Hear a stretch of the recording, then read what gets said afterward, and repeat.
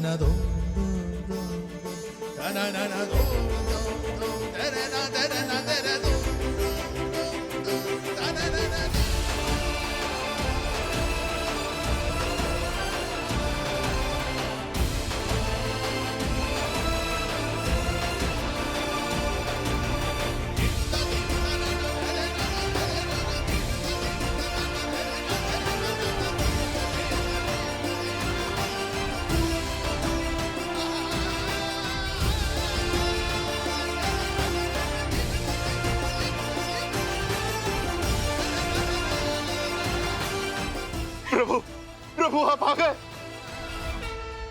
गणेश भगवान की, शिवपुत्र कार्तिकेय की। प्रभु, प्रभु आपके दर्शन पाकर मैं धन्य हो गया। प्रभु, महादेव और माता पार्वती के दोनों पुत्रों श्री गणेश और श्री कार्तिकेय को एक साथ देखकर मेरा जीवन धन्य हो गया। प्रभु,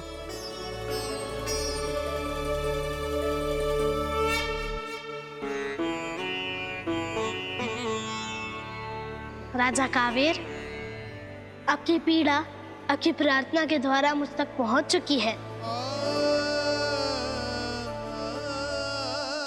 मैंने रास्ते में आते हुए देखा कि आपका राज्य अकालग्रस्त है, किंतु आप एक धर्मपरायण राजा हैं।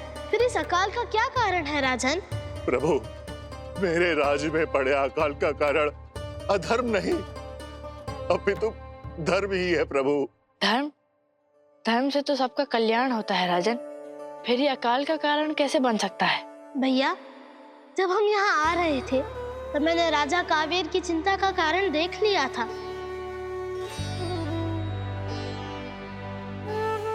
वस्तुतः वर्षों पूर्व राजा कावेर ने अपने राज्य की सुख शांति और जन कल्याण के लिए परम पिता ब्रह्मदेव की घोर तपस्या की थी, और ब्रह्मदेव ने राजा कावेर के तप से प्रसन्न होकर उन्हें एक दिव्य पुत्री का पिता बनने का वरदान दिया। राजन, आपके नाम पर ही आपकी दिव्य पुत्री का नाम होगा कावेरी, और उचित समय पर आपकी पुत्री द्वारा इस राज्य पर दिव्य आशीषों की वर्षा होगी।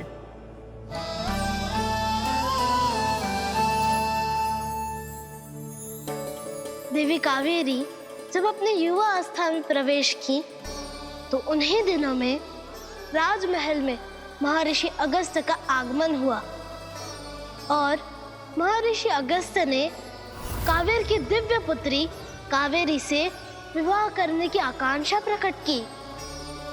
राजन, यदि आपकी पुत्री का विवाह ऋषि अगस्त्य से हुआ है तो इसमें समस्या क्या है? ऋषि अगस्त्य तो पूजनीय, तेजस्वी और सबसे प्रभावशाली ऋषियों में से एक है। समस्या विवाह से नहीं, अपितु विवाह के पश्चात उपस्थित हुई है, और हमारे राज्य का यह अकाल भी उसी का कारण है। राजन, अब हमें प्रस्थान की आज्ञा दीजिए। सुखी ऋषिवर। पिताश्री, ब्रह्मदेव के आशीर्वाद से मैंने आपके घर पुत्री के रूप में जन्म लिया है, किंतु अभी तक आप दोनों अपनी पुत्री के पूर्ण सत्य से अवगत नहीं हुए हैं।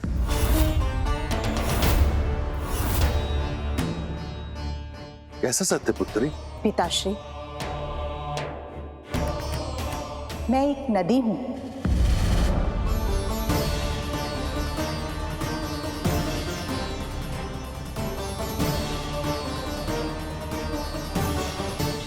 ऋषिवर, इससे पूर्व हम अपने गृहस्थ जीवन को आरंभ करें। मैं आपको अपने वास्तविक स्वरूप के दर्शन कराना चाहती हूँ।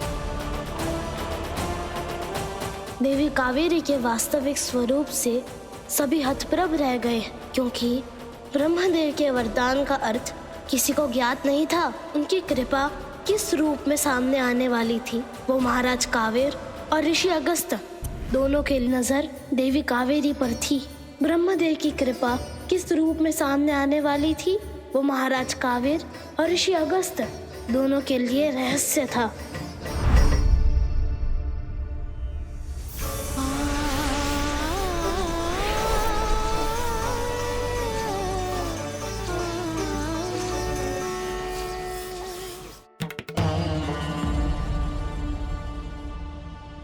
पिताश्री, मैं इसी रूप में ब्रह्मदेव द्वारा आपको दिए गए वरदान को फलीभूत कर सकती हूँ। जब मैं नदी रूप में इस राज्य में प्रवाहित होंगी तो इस राज्य को सदा सदा के लिए सुख, संपत्ति, धन धान्य से परिपूर्ण कर दूंगी। फिर विपदा कभी नहीं आएगी। देवी, वो घड़ी आ गई जिस शुभ घड़ी की हमें वर्षों से प्रतीक्षा थी।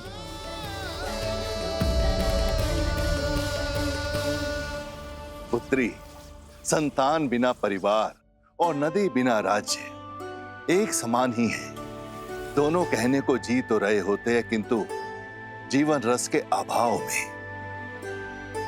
पुत्री, संतान वो सेतु है जिसके माध्यम से हम संसार को वो वापस लौटा पाते हैं जो जीवन ने हमें प्रदान किया होता है। मैं तुम्हारा ये दिव्य रूप देखकर धन्य हो गया पुत्री। जाओ पुत्री, ब्रह्मदेव के दिए हुए वरदान को फलित करो और अपनी नियति पूर्ण करो।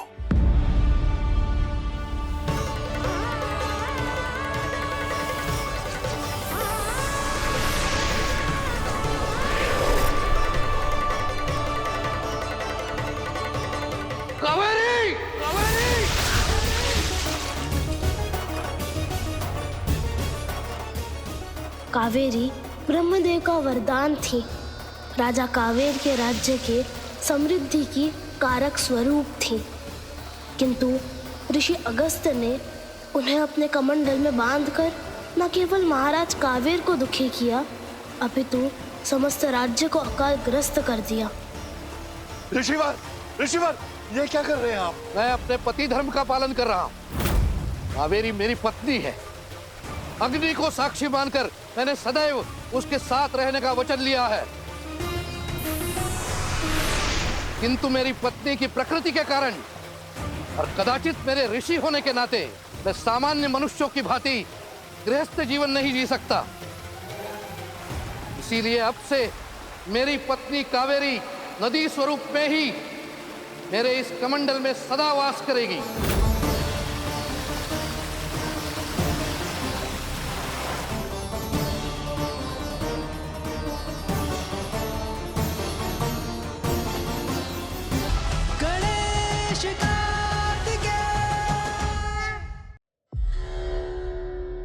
ऋषिवर, ऋषिवर,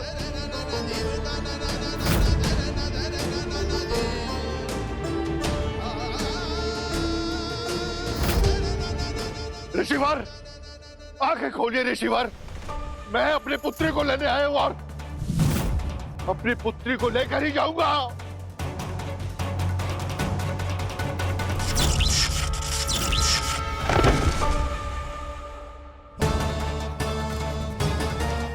ऋषिवर, ये कैसा विघ्न उत्पन्न कर दिया ऋषिवर आपने।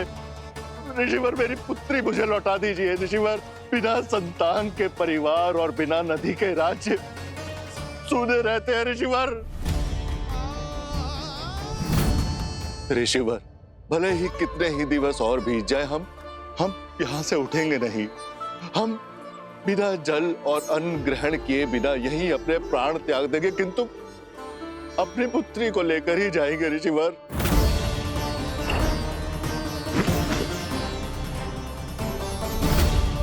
कदाचित ऋषिवर से और प्रार्थना करना व्यर्थ ही है। अब तो मात्र विघ्नहर्ता गणेश जी का ही आसरा है। मात्र वही हमें अपने इस महादुख से बाहर निकाल सकेंगे। मुझे ज्ञात है राजा कावेर, तब से न केवल आपकी पुत्री कावेरी, अभी तो ब्रह्मदेव द्वारा दिया हुआ वो वरदान भी जो आपके राज्य और प्रजा को इस भयंकर अकाल से बचा सकता था, ऋषि अगस्त के कमंडल में बंदी है। आपके और आपके राज्य के सुख में विघ्न उपस्थित कर रहे हैं वो। प्रभु, अब बात आप ही हमें इस विघ्न से बचा सकते हैं। आप कोई ऐसा उपाय निकालिए जिससे ऋषि अगस्त के धर्म का भी पालन हो पाए और हमारी पुत्री कावेरी नदी रूप में हमारे राज्य और हमारी प्रजा को आशीष देकर अपना भाग्य पूर्ण कर सके।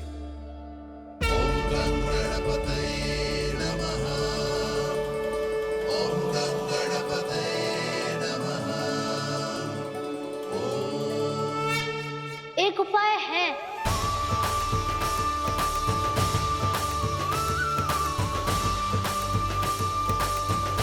चलिए भैया, इस राज्य के अकाल और राजा कावेर की चिंता को दूर करने के लिए हमें ऋषि अगस्त से मिलना होगा।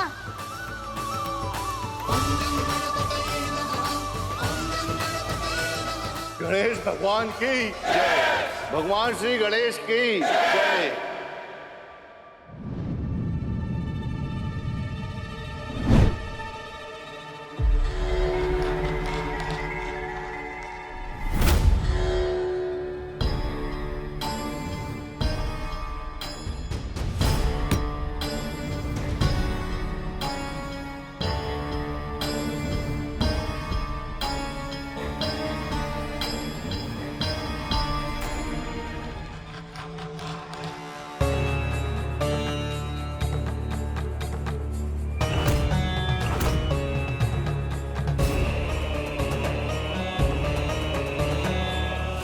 गणेश, ऋषि अगस्त्य अपने धर्म पालन से कभी पीछे नहीं हटेंगे। उन्होंने एक पति के रूप में देवी कावेरी के साथ रहने का जो वचन लिया है, वो वचन कभी नहीं तोड़ेंगे। ऐसे तुम देवी कावेरी को उनके कमंडल से कैसे मुक्त करोगे?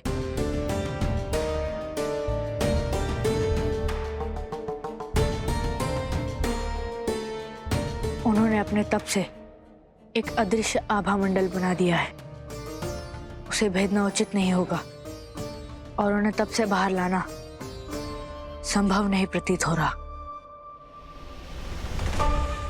ऋषि अगस्त का अदृश्य आभा मंडल तभी जागृत होता है जब उसे किसी संकट का आभास होता है, किंतु उसे संकट का आभास ही ना हुआ तो कोई आभा जागृत ही नहीं होगी। तुम क्या करने वाले हो गणेश?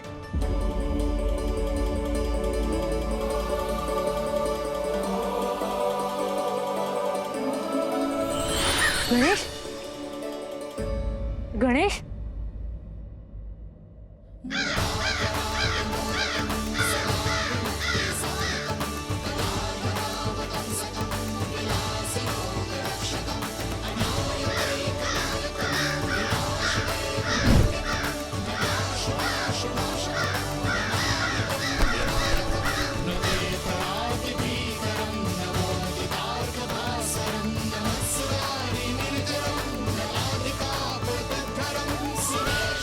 तुम अद्भुत हो गणेश।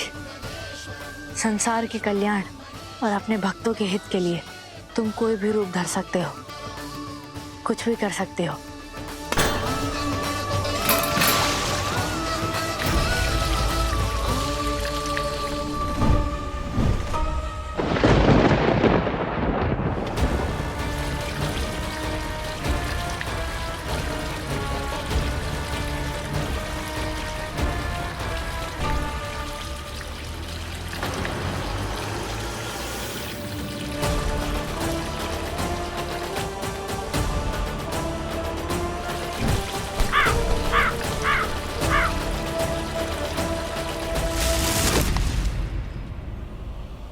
तुम्हारा ये दुस्साहस, ऋषि अगस्त के क्रोध से तुम्हें अब कौन बचाएगा?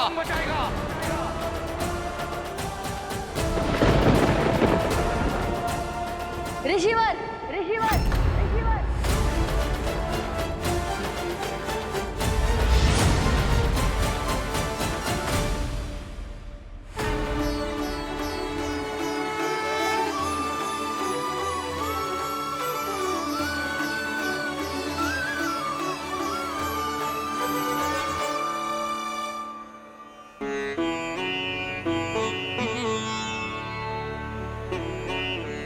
शिवपुत्र पार्वती नंदन गणेश, आप तो भक्त वत्सल हैं, सबका कल्याण करते हैं, तो आपने मुझसे मेरी पत्नी को दूर करने का अनर्थ कैसे किया?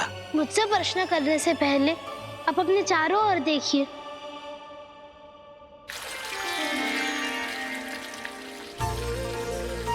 देखिए कैसे आपकी पत्नी देवी कावेरी आपके कमंडल से मुक्त होते ही इस जगह को कितना हरा भरा और जीवंत कर दिया है।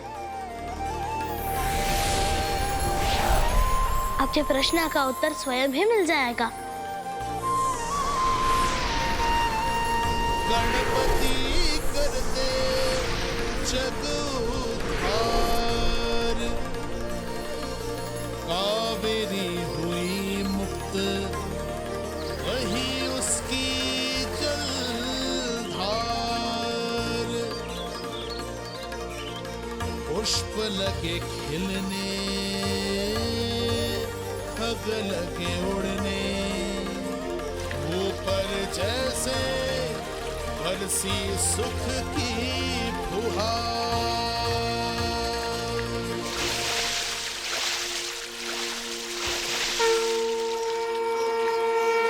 गणपति ऐसी कृपा है तेरी, शाप मुक्त अब हुई कावेरी, हरा हरी है मात सुनहरी, गगने मिलकर आग है छेड़ी। गणपति ऐसी कृपा है तेरी, शाप मुक्त अब हुई कावेरी, हरा हरी है मात सुनहरी, गगने मिलकर आग है छेड़ी।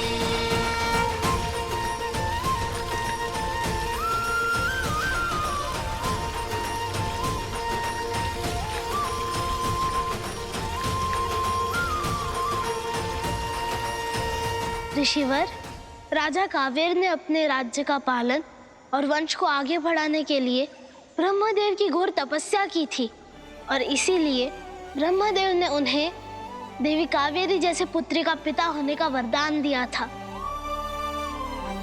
और मैंने देवी कावेरी को आपके कमंडल से इसलिए मुक्त किया क्योंकि किसी नदी का सुख जीवन को पोषित करने में है, न कि बंधन में रहने में। आज आपकी पत्नी देवी कावेरी उस नियति को पूर्ण कर पाई है जिसके लिए उनका जन्म हुआ था, किंतु मैंने आपकी भावनाएं आहत की हैं, अतः मुझे क्षमा कीजिए शिवपुत्र पार्वती नंदन गणेश, मुझे क्षमा कीजिए। मैंने विवाह तो कर लिया, किंतु समझ नहीं पाया कि एक पति का धर्म केवल अपने पत्नी के साथ वास करने में नहीं, अपितु अपनी पत्नी के जीवन का ध्येय और उसकी नियति को पूर्ण करने में सहयोगी बनना भी है। ओम गणपतये नमः, ओम गणपतये नमः। पत्नी के सुख, उसकी इच्छा और उसके जीवन के ध्येय को मैं समझ ही नहीं पाया। यहां तक कि देवी कावेरी के विश्व कल्याण की भावना को भी नहीं जान पाया। मुझे क्षमा कर दीजिए, क्षमा कर दीजिए पार्वती नंदन गणेश।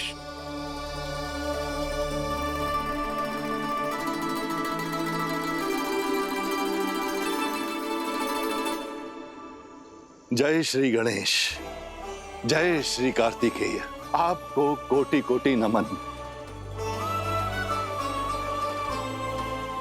आपकी कृपा से मेरे राज्य और मेरी प्रजा को नवजीवन प्राप्त हुआ है और देवी कावेरी के जल से सिंचित होकर मेरा राज्य पुनः सुख और समृद्धि को प्राप्त हुआ है। और महर्षि, मैं आपका भी बहुत आभारी हूं, आपका बहुत बहुत धन्यवाद। राजन, ये भी सब पार्वती नंदन गणेश जी की कृपा है। इन्होंने ही मुझे उस सत्य से अवगत कराया जो मैं कभी देख ही नहीं पाया था। हे प्रथम पूज्य गणेश, अपनी राज्य और अपनी प्रजा की ओर से हम सब पूरी विधि विधान के साथ आपकी आराधना करना चाहते हैं क्या आप हमारी इच्छा पूर्ण करेंगे प्रभु?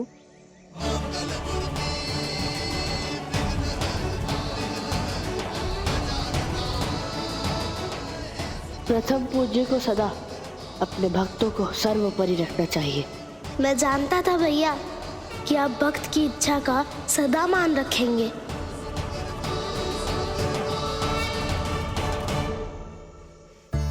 गणेश को मोदक अत्यंत प्रिय हैं।